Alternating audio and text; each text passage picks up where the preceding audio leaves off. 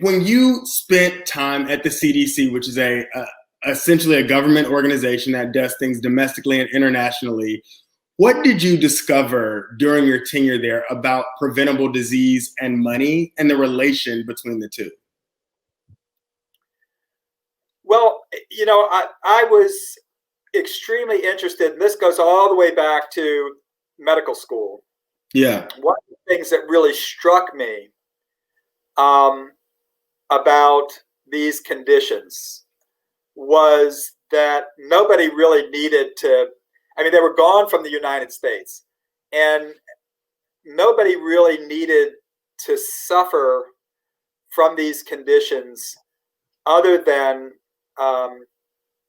from the fact that they were resource poor, that they had no money. They basically didn't even participate in a money economy, if you will. They were subsistence farmers, right, living in conditions that exposed them to mosquito bites, fly bites. They had poor nutrition, which results in your being more likely to succumb from these infections. Yeah, lived in houses that had no screens, dirt floors. All of these things are poverty related.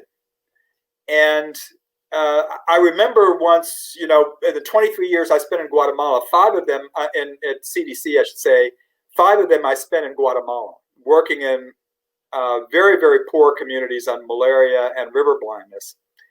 And I remember one time I was doing a survey in the highlands of Guatemala, asking people what diseases affected their communities, trying to scale where people in their own concept of illness rated different things. And are you doing this through an interpreter, or is it because you? Well, I by that time I was speaking Spanish. I worked with a Spanish team, so I learned Spanish, and the interview was being conducted in Spanish. Although a lot of people did not speak Spanish, a lot of these folks were, indigenous people, Mayan Indians, who especially the women didn't speak much Spanish. Oh wow! So they were that poor, I guess, or that removed from society to where they didn't even speak Spanish. Yeah, illiterate communities. Yeah. Wow. And but I was, there was one old man that really, in his answer to these interviews, really struck me. And we had a group of trained interviewers. I'm sitting there listening. Yeah. And when he was asked the question, what is the worst disease in this community? His response was, imagine a poverty you can't escape. So his response to a disease was poverty. Right. Right. And it struck me like right here. Right.